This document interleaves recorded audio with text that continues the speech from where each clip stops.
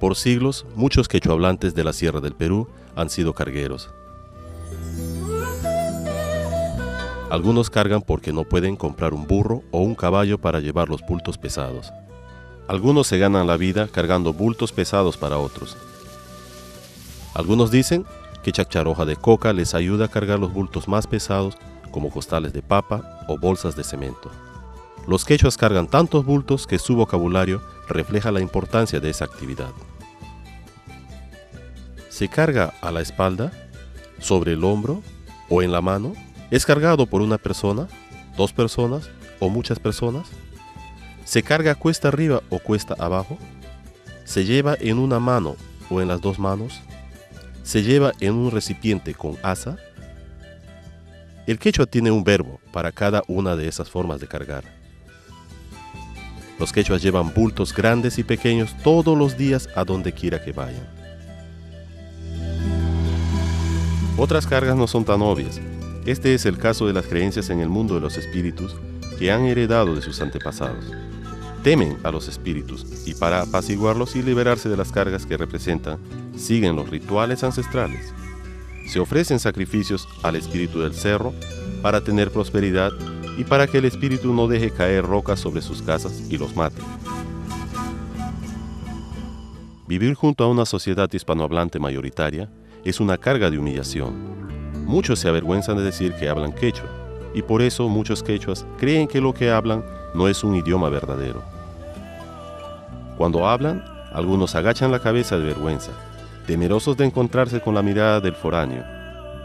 Su única salida es negar su lengua y su herencia cultural, y esperar que de alguna manera el mundo hispanohablante los acepte. Existe también la carga de no poder entender el mensaje cristiano y las tradiciones de la iglesia, porque toda la enseñanza se da en castellano. Los quechuas en su mayoría nunca han escuchado el mensaje del evangelio en su lengua materna. Algunos han tenido una Biblia en castellano solo para impresionar o como un amuleto, sin darse cuenta de que contiene un mensaje maravilloso de libertad y salvación. Hace 20 años, Wycliffe, traductores de la Biblia, envió a 2 parejas para trabajar con el Instituto Lingüístico de Verano en la Sierra Central del Perú, para traducir la palabra de Dios en variedades quechuas de 2 valles vecinos. Fueron con sus hijos pequeños a vivir en las comunidades quechuas para aprender la lengua, elaborar un alfabeto, producir materiales de alfabetización y estudiar la cultura. Descifrar esas lenguas tan diferentes del inglés y el castellano fue un trabajo difícil, pero poco a poco se fue armando el rompecabezas. Trabajaban diariamente con sus asesores quechuahablantes, haciendo innumerables preguntas y tratando de pronunciar los sonidos del quechua. Finalmente llegó el día en que pudieron comunicarse con la gente para aprender más sobre el idioma, la cultura y la historia del pueblo. Cuando los comuneros se dieron cuenta de que los visitantes foráneos se esforzaban por aprender el quechua y ser parte de la comunidad, comenzaron a tener confianza y les hablaron de cosas que ningún foráneo había escuchado. Fue un gozo poder traducir algunos pasajes sencillos de las Escrituras y observar cómo respondían a la verdad de la palabra de Dios. ¿Quiere decir que Dios nos ama? ¿Que ya no tenemos que temer al cerro y lo que podría hacernos? ¿Quiere decir que Jesús murió para que seamos hijos de Dios? No sabíamos.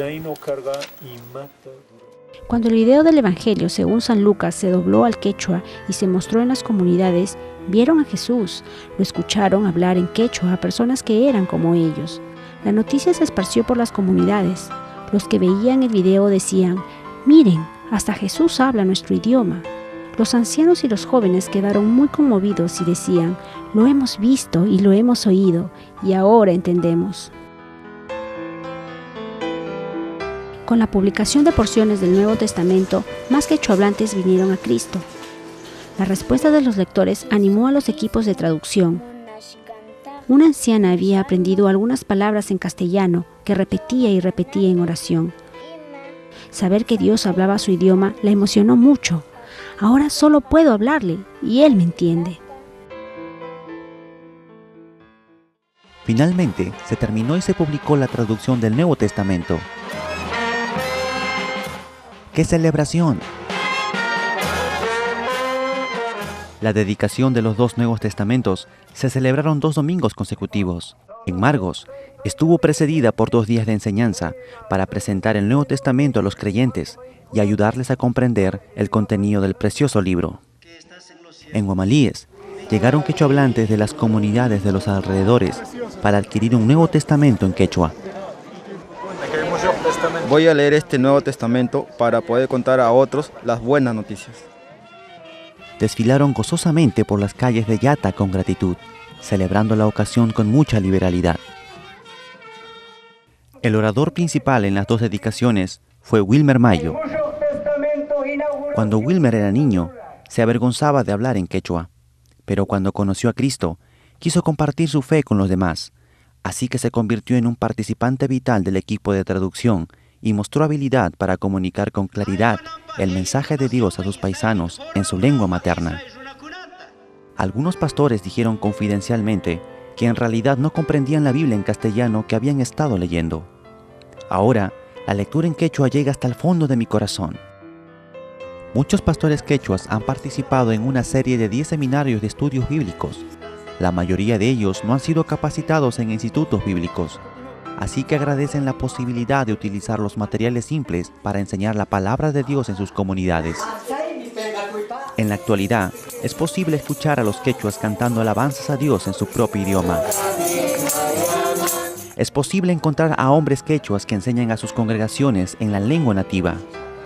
Dios ha puesto su palabra a disposición de los quechuas en su propio idioma. Dios ha prometido que su palabra levantará las cargas del corazón y el alma de la población quechohablante del Perú.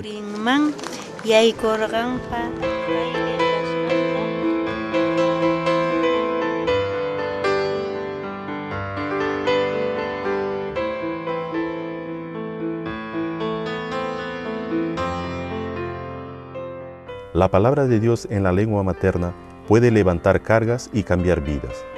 Nos gozamos con la población quechohablante del Perú porque Dios ahora permitió que le conocieran en su idioma materno. Alrededor del mundo hay millones de personas que siguen llevando la carga de no haber podido oír las buenas nuevas en su propia lengua. Hay 2.700 grupos étnicos que todavía no tienen ningún pasaje de la palabra de Dios traducido a su idioma. Y esa traducción es esencial para cumplir la gran comisión. Este es el reto para la Iglesia del siglo XXI.